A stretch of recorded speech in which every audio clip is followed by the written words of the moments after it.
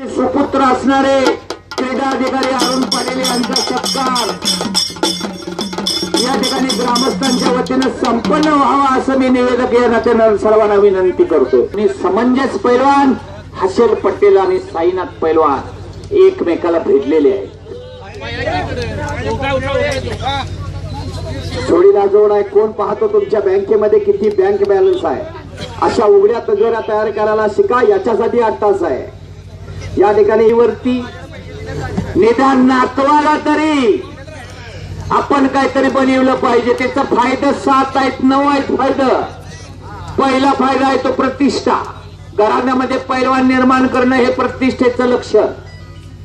दुसरा फायदा आहे तो आपला नातू असेल मुलगा असेल तो निरोगी राहणार, आयुष्यभर डॉक्टराच्या दारात जायला लागणार नाही। तिसरा फायदा आहे तो मनगटामध्ये ताकद, कुठेही मध्यरात्रीचं लात मारेल तिथं पाणी काढण्याची ताकद पैलवानाच्याच फक्त अंगात असते।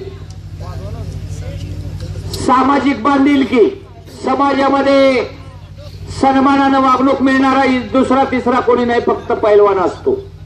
पैलवानला काय शिकवलं? पूर्वजात म्हण आहे, म्हणून पहिल्यांदा हरायला शिकवलं जातं, म्हणजे पहिल्यांदा वाकायला शिकवलं जातं आणि त्यानंतर विजय प्राप्त झाल्यानंतर आपल्याला हात लावणारे आमची अवलाद नसते।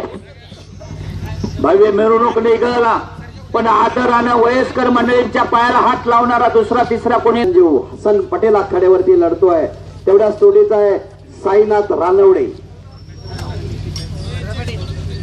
प्रकाशराव आवाडे अकॅडमीचे काही पैलवान कृपया सुहास शिंदे आपले असतील, त्यालाही लावणारा जर दैवत असेल तर ते हनुमान मंदिर। हे पहा गाफील राहिला माझ्या अंदाजानुसार चालूच वर्षी या हनुमानाचं असतील पैलवान, आपण त्या ठिकाणी स्वतःची सुटका करून घेऊन सूचना करा। त्यामध्ये आपली पक्कड झाली, आपण त्याला जबाबदार आहात। शरीर तुमच्या हात आहे आणि तुम्ही सूचना करताय, त्यावेळेला प्रतिस्पर्ध्यानं आपल्याला वरती अटॅक केला आणि कब्जा घेतलेला आहे।